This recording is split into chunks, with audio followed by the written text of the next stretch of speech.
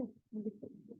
Basically इसमें हमारे पास ना सबसे पहले क्या क्या आता है, सबसे पहले हमारे पास ना हमको एक चीज समझनी है, what is bond parameter, right. What is bond parameter? तो बॉन्ड पैरामीटर हमारे पास तीन होते हैं, एक तो होता है बॉन्ड एंगल, एक तो होता है बॉन्ड एंगल, एक हमारे पास होता है इसके अंदर बॉन्ड लेंथ, ठीक है। तीसरा हमारे पास होता है इसमें बॉन्ड स्ट्रेंथ, ठीक है। इन तीनों में एक बहुत इंपॉर्टेंट रिलेशन होता है, बॉन्ड स्ट्रेंथ बोल लीजिए या इसको आप बोल लीजिए बॉन्ड इंथैल्पी, ठीक है। तो हमारे पास इसके अंदर क्या आएगा, एक तो बॉन्ड एंगल हो गया। अब बॉन्ड एंगल कैसे हुआ, जैसे फॉर एग्जांपल मैंने वाटर का केस किया, वाटर का केस कैसा होता है, ओ का एटॉमिक नंबर 8 होता है, तो कॉन्फिगरेशन क्या होती है, 2 6 होती है। अगर ओ का एटॉमिक नंबर 8 है और कॉन्फिगरेशन 2 6 है, तो ये बैलेंस शेल में 1 2 3 4 5 और 6 हो जाता है, ठीक है। और हाइड्रोजन का क्या है, हाइड्रोजन में एक इलेक्ट्रॉन है, यहाँ पे भी एक इलेक्ट्रॉन है, तो होगा क्या कि ये इस तरीके से बॉन्ड बना लेगा, सही है, ये इस तरीके से बॉन्ड बना लेगा और ये इस तरीके से बॉन्ड बना लेगा, सही बात है। तो होगा क्या कि भाई यहाँ पे मेरे पास O है और यहाँ पर H है और यहाँ पर भी H है, सही है। तो हमारे पास क्या बचा है स्ट्रक्चर के अंदर कि O तो हमारा क्या हो गया, सेंट्रल मेटल एटम हो गया, वो तो क्या हो गया, सेंट्रल मेटल एटम हो गया, सही बात है। और H हमारे पास क्या हो गया, H हमारे पास सराउंडिंग एटम्स हो गए, H क्या हो गए, सराउंडिंग एटम्स हो गए, सही बात है। अब यहाँ पे हम क्या बोले कि यहाँ पे लोन पेयर है, यहाँ पे भी लोन पेयर है, सही है, और ये H क्या है, ये H के साथ बॉन्ड है, तो what is this, this is going to be the bond length, है ना। और ये लोन पेयर है। अब आप समझो दो बने बनाए बॉन्ड्स के बीच में ना, यहाँ पे दो बने बनाए बॉन्ड्स कौन से हैं मुझे बताओ, यहाँ पे दो बने बनाए बॉन्ड्स, एक ये है, एक ये वाला बॉन्ड है, तो ये दो बॉन्ड्स के बीच का जो एंगल है, this is called as the bond angle. तो what is bond angle between two bonds, between two bonds, what is bond angle, the bond between two atoms is called as the bond angle। बात समझ में आ रही, तो between two atoms it is called as a bond angle, ठीक है। अब क्या होता है कि मान लीजिए मैं मॉलिक्यूल तोड़ना चाह रही हूँ, मैं इस मॉलिक्यूल को तोड़ना चाह रही हूँ, तो मैं इसको हीट देना शुरू करूंगी, है ना। जब मैं इसे हीट देना शुरू करूंगी तो होगा क्या कि भाई मैम जब आप हीट दोगे तो जरूरी नहीं है कि दोनों बॉन्ड एक साथ टूटे, तो हम ऐसा मान के चलेंगे कि भाई दोनों बॉन्ड नहीं टूट रहे, बारी बारी करके बॉन्ड्स टूट रहे। अगर बारी बारी करके बॉन्ड्स टूट रहे तो इसका क्या मतलब हो जाएगा मुझे बताओ, कि बारी बारी टूटने का मतलब कि जब मैंने हीट दी तो हो सकता है कि शुरुआत में जब बॉन्ड तोड़ा, तो मुझे बताओ ओ और ये, तो पहले बॉन्ड को तोड़ने में मेरे को हीट लगी कितनी, 505 किलो जूल की हीट लगी। और मैंने कहा जी ये बॉन्ड टूट गया, और ये जब बॉन्ड टूटा तो क्या हुआ कि दोनों इलेक्ट्रॉन्स कौन लेके चला गया, ओ। तो मैंने कहा 505 किलो जूल की हीट देने पर क्या होगा, भाई first O H bond, first O H bond shall break, ठीक है, कि पहला ओ एच बॉन्ड ब्रेक हो जाएगा, सही है। फिर उसके बाद हम हीट दे देंगे, तो उसके बाद जब हीट दे देंगे तो क्या हो जाएगा मुझे बताओ, ओ एच चलो हो गया। अब दूसरा बॉन्ड बचा, तो दूसरे बॉन्ड को तोड़ने में आप खुद बताओ यहाँ नेगेटिव चार्ज आ गया, क्यों भाई, क्योंकि ओ पे एक इलेक्ट्रॉन था, एक इलेक्ट्रॉन ही क्या ले आया, ये एच का इलेक्ट्रॉन ले आया, बताइए हाँ है ना। एक इलेक्ट्रॉन तो ओ का था, एक एच का आ गया, तो इस ओ पे नेगेटिव चार्ज आया। तो आप देखो यहाँ पे जो दो इलेक्ट्रॉन बॉन्ड पेयर के तौर पे पड़े होंगे, इनमें क्या हुआ होगा मुझे बताइए, इनमें as a part of the repulsion, ये रिपल्शन लगी यहाँ से, जब यहाँ से रिपल्शन लगी तो ये वाला बॉन्ड शायद से जल्दी टूट जाए, तो हो सकता है इसमें सिर्फ 500 किलो जूल की ही हीट लगी पहले वाली हीट से, तो ये पहले वाली हो गई बॉन्ड एनर्जी 1। बॉन्ड एनर्जी 1 का मतलब कि पहला बॉन्ड तोड़ना, और ये क्या हो गया मुझे बताओ, ये हो गया बॉन्ड एनर्जी 2, ठीक है। तो अब मैंने कहा कि भाई ये दूसरा एच भी अलग हो गया, ये वाला बॉन्ड भी टूट गया। तो हम ये बोले कि जब दोनों बॉन्ड्स तोड़ने थे वाटर के, तो हमको थोड़ी थोड़ी थोड़ी थोड़ी हीट यहाँ पर देनी पड़ी, सही बात है। जब थोड़ी थोड़ी हीट देनी पड़ी तो हमने क्या बोला, ओ अलग हो गया और एच अलग हो गया। जब ओ अलग हो गया और एच अलग हो गया, तो हम इससे क्या समझे कि हमने टोटल हीट कितनी दी, 505 किलो जूल की हीट दे दी, बताइए है ना। और यहाँ मैंने कितनी हीट दे दी, 500 किलो जूल की हीट दे दी। तो टोटल हीट, लेकिन इस टोटल हीट कितनी लगी, हमारे पास हीट लगी 1050 किलो जूल की हीट। ये जो 1050 किलो जूल की हीट लगी, है ना, ये जो 1050 किलो जूल की हीट लगी, दिस इज यूज्ड, तो 1005 किलो जूल हीट जो लगी हमारी, it is used to break two bonds, yes और no, it is used to break two bonds. तो वन बॉन्ड को तोड़ने में एवरेज हीट कितनी लगी, तो 1005 किलो जूल डिवाइडेड बाय 2, तो कितना आ जाएगा, 525, सॉरी ये कितना आ जाएगा मेरे पास, जगह 502.5 किलो जूल की हीट आ जाएगी टू ब्रेक वन बॉन्ड। तो इसको हम बोलते हैं बॉन्ड एनथैल्पी, समझ में आई? तो बॉन्ड एंथैल्पी क्या होता है? बॉन्ड एंथैल्पी होता है एवरेज हीट। जैसे फॉर एग्जांपल आपने CH4 की बात करी, अब आपको ये पूरा मॉलिक्यूल तोड़ना है, ठीक है? ये पूरा मॉलिक्यूल पहले तो गैसियस फॉर्म में लेके आएंगे हम लोग। जब हम इसको गैसियस फॉर्म में लेकर आएंगे, तो आप जब इसको हीट करोगे तो क्या होगा मुझे बताओ? कि पहले क्या होगा? पहले ये वाला बॉन्ड टूटेगा, समझ में आई? फिर क्या होगा? फिर ये वाला बॉन्ड टूटेगा, फिर क्या होगा? फिर ये वाला बॉन्ड टूटेगा, फिर ये होगा। हर बॉन्ड को तोड़ने में मैंने कहा जी मान लो पहला बॉन्ड टूटा, बॉन्ड नंबर 1 टूटा, तो बॉन्ड नंबर 1 को तोड़ने में, फिर बॉन्ड नंबर 2 को तोड़ने में, फिर बॉन्ड नंबर 3 को तोड़ने में, और फिर बॉन्ड नंबर 4 को तोड़ने में अलग अलग हीट लगी। तो 2 को तोड़ने में, 3 को तोड़ने में, 4 को तोड़ने में, तो 1 को तोड़ने में मान लीजिए हीट लगी 480 किलो जूल। फिर दोबारा हीट लगी 432 30 किलो जूल। फिर हीट लगी 420 किलो जूल। फिर हीट लगी 410 किलो। हर बॉन्ड को तोड़ने में अलग अलग हीट लग रही है, पर मैं अगर एक एवरेज वैल्यू निकालूं, तो टोटल हीट को ऐड करके, ये पूरी की पूरी हीट को ऐड करके डिवाइडेड बाय 4 अगर मैं कर दूं, तो क्या मुझे एवरेज हीट मिल जाएगी बताइए? तो मुझे एवरेज हीट यहाँ पर मिल जाएगी। तो इसको ऐड कर लीजिए, तो ये कितना आ जाएगा मेरे पास?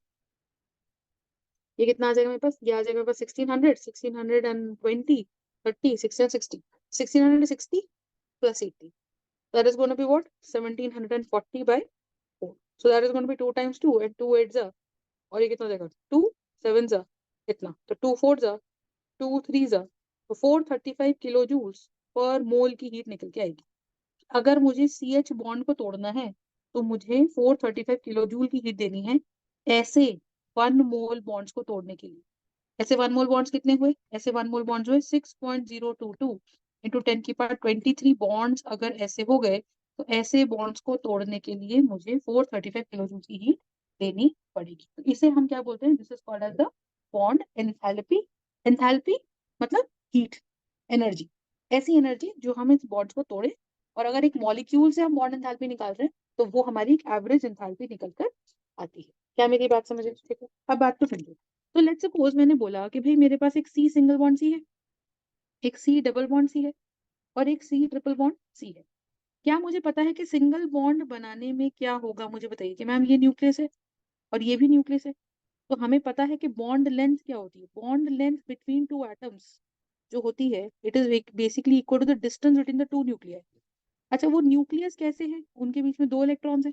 अब लेटर सपोज मेरे पास यहाँ पर 2 एटम्स हैं, और यहाँ पे ये न्यूक्लियस है, बताइए हाँ है ना? यहाँ पे कितने इलेक्ट्रॉन्स है मुझे बताइए? यहाँ पे इलेक्ट्रॉन्स है मेरे पास 4, है ना? और ऐसे ही अगर मैं बात करूँ ट्रिपल बॉन्ड की, तो यहाँ पे मेरे पास बीच में इलेक्ट्रॉन्स फंसे कितने? 6, दोनों के 2 2। तो बताओ, यहाँ पे बीच में न्यूक्लियस है, तो क्या ऐसा होगा कि जब बीच में 6 इलेक्ट्रॉन्स फंसे हुए हैं, तो क्या यहाँ पे प्लस चार्ज के कारण इन पे अट्रैक्शन कैसी आने वाली है? ज्यादा। इन पे अट्रैक्शन कैसे आने वाली है? ज्यादा। इस पे 4 अट्रैक्शन, 4 इलेक्ट्रॉन्स की न्यूक्लियस अट्रैक्शन कैसी है? कम। और 2 इलेक्ट्रॉन्स यहाँ है, तो इसकी अट्रैक्शन कम है। तो इसका मतलब जब अट्रैक्शन कम है, तो ये एटम्स पास पास नहीं आएंगे। तो ये बॉन्ड लेंथ L1 है, ये बॉन्ड लेंथ मेरे पास L2 है, और ये बॉन्ड लेंथ मेरे पास L3 है। तो जहां अट्रैक्शन ज्यादा, वहां पे एटम्स पास पास आ जाएंगे। यस और नो? तो होगा क्या कि यही मेरे एटम जो है, मैं क्या बोलूंगी कि C ट्रिपल बॉन्ड C जो है, क्योंकि ट्रिपल बॉन्ड है, तो बीच में 6 इलेक्ट्रॉन्स की डेंसिटी है। और क्योंकि बीच में 6 इलेक्ट्रॉन्स की डेंसिटी है, तो यहाँ पे attraction between the two atoms is very large. Yes और नो? और इनके बीच की अट्रैक्शन अगर बहुत ज्यादा है, तो इनके बीच का डिस्टेंस कैसा हो जाएगा? थोड़ा सा कम हो जाएगा। तो ये डायग्राम में शायद ऐसा नहीं लग रहा है, पर मुझे थोड़ा सा छोटा करके बनाना चाहिए कि यही एटम्स मेरे थोड़े पास पास आ जाएंगे, क्योंकि इनके बीच में कितने इलेक्ट्रॉन्स फंस गए? 1 2 3 4 5 6, और बीच में यहाँ पे न्यूक्लियस। क्या मेरी बात समझ आई? तो ये न्यूक्लियस इनके ऊपर क्या लगा देगा? अट्रैक्शन। तो मुझे क्या बोलना चाहिए कि C ट्रिपल बॉन्ड सबसे छोटा है, फिर C डबल बॉन्ड, और फिर C सिंगल बॉन्ड। बात समझ में आई? तो हमें ये चीज बड़े अच्छे से समझ में आनी चाहिए कि जब भी हम ट्रिपल बॉन्ड, डबल बॉन्ड और सिंगल बॉन्ड की बात करते हैं, तो डबल बॉन्ड सबसे बीच में आता है। सबसे लॉन्गर बॉन्ड कौन सा है लेंथ वाइज? Single bond. और सबसे छोटा बॉन्ड कौन सा है? ये वाला। तो मुझे बताओ कहाँ पे अट्रैक्शन ज्यादा है, ट्रिपल बॉन्ड में कि डबल बॉन्ड में? ट्रिपल बॉन्ड में। तो मुझे अगर हीट देकर तोड़ना है ना, तो ये तो बॉन्ड लेंथ का ऑर्डर हो गया, ये तो किसका ऑर्डर हो गया? बॉन्ड लेंथ का। अब अगर मुझे heat required to break the bond, heat required to break the bond अगर मेरे पास आती है, तो वो हीट कैसी आएगी मुझे बताइए? Heat required to break the bond C triple bond C है, यस और नो? तो इसका मतलब C ट्रिपल बॉन्ड C की बॉन्ड एनर्जी बहुत ज्यादा है।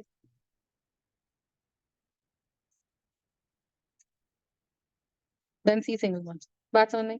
तो सी ट्रिपल बॉन्ड की बॉन्ड एनर्जी बहुत ज्यादा है than C double bond C than C single bond C. समझ में? पक्का? ठीक है, तो इसका मतलब स्ट्रॉन्गर बॉन्ड कौन सा हुआ? जिसकी बॉन्ड एनर्जी ज्यादा। तो bond strength is more for a shorter bond. समझ में आ गई? Bond strength is more for a shorter bond. अंडा समझ में आ गया? ठीक है। अब इसमें कई बार क्वेश्चन कैसे पूछते हैं बॉन्ड लेंथ बॉन्ड स्ट्रेंथ के ऊपर, ध्यान से देखो। मान लीजिए मैंने आपको बोला कि भाई एक मेरे पास ओवरलैप हुआ हाइड्रोजन का 1s का सिग्मा ओवरलैप हुआ। तो सिग्मा ओवरलैप होने के लिए इधर से भी हाइड्रोजन का 1s ऑर्बिटल आया और वहां से भी आया, तो ये 1s का ओवरलैप हुआ। वहीं अगर मैं बात करूं 2s ओवरलैप की, तो मुझे एक बात बताओ, 2s का ऑर्बिटल थोड़ा बड़ा होगा क्योंकि वो 1s के पीछे आता है। तो अगर 2s का ऑर्बिटल होगा तो मुझे बताओ न्यूक्लियस तो अपनी जगह पे ही रहेगा। अगर मैं बोलूं कि 2s का ओवरलैप है, तो 2s के ओवरलैप में न्यूक्लियस के बीच की दूरी बढ़ जाएगी और 1s के ओवरलैप में न्यूक्लियस के बीच की दूरी कम रहेगी। तो इलेक्ट्रॉन्स जो बीच में फंसेंगे, क्या उन पे अट्रैक्शन ज्यादा आएगी? तो छोटे एटम्स में अट्रैक्शन ज्यादा है और बड़े ओवरलैप में अट्रैक्शन कम है। तो ऑब्वियसली मैं बोलूंगी कि 2s का सिग्मा ओवरलैप हमारे पास कम है किससे? 1s के सिग्मा ओवरलैप से। फंडा समझ में आया? तो किसका बॉन्ड स्ट्रांग हुआ? 1s का बॉन्ड स्ट्रांग हुआ। बात समझ में? और 2s का bond is weaker. Did you understand? तो 2s का bond is weaker and 1s का बॉन्ड इज स्ट्रॉन्गर। कंसेप्ट समझ में आ गया? ठीक है। ऐसे ही अगर मैं कंपेयर करूं कि भाई 3s का बॉन्ड, तो हमें दिमाग ये लगाना है कि भाई 1s का, तो 1s तो पहले आता है, फिर ऑर्बिटल नोडल प्लेन आता है, फिर 2s ऑर्बिटल पीछे आता है, फिर से नोडल प्लेन आता है ना? और उसके पीछे हमारा 3s ऑर्बिटल आता है। बोलो फाइनल। उसके पीछे 3s ऑर्बिटल आता है ऐसे। 3s ऑर्बिटल थोड़ा कैसा है, साइज में बड़ा है। तो 3s का ओवरलैप जो होगा उसमें न्यूक्लियस के बीच की दूरी बढ़ जाएगा। तो दूर होने का मतलब वहां पे अट्रैक्शन कम है। इसका मतलब 3s का बॉन्ड सबसे वीक है। तो सिग्मा बॉन्ड में हमें क्या ध्यान रखना है कि जितना नंबर का सम, जैसे 1s में 1 और 1 का सम हुआ 2, 2s में इनका सम हुआ 4। तो अब मैं आपको पूछूं कि भाई there is an overlap of 1s and 2s, let's suppose ऐसा। तो इनको बॉन्ड स्ट्रेंथ बताओ कि अगर सिग्मा बॉन्ड्स बने इन ऑर्बिटल्स के ओवरलैप से, तो किसका बॉन्ड स्ट्रांग होगा? तो आप बोलोगे कि सबसे स्ट्रांग होगा 1s का, फिर इनका बॉन्ड होगा 1s का, और फिर सबसे दूर, इसमें 2s दोनों ही दूर हैं, तो 2s का। तो तरीका क्या है कि आप इनका सम कर लो। 1 + 2 का सम हो गया 3, 2 + 2 का सम हो गया 4, 1 and 1 का सम हो गया 2।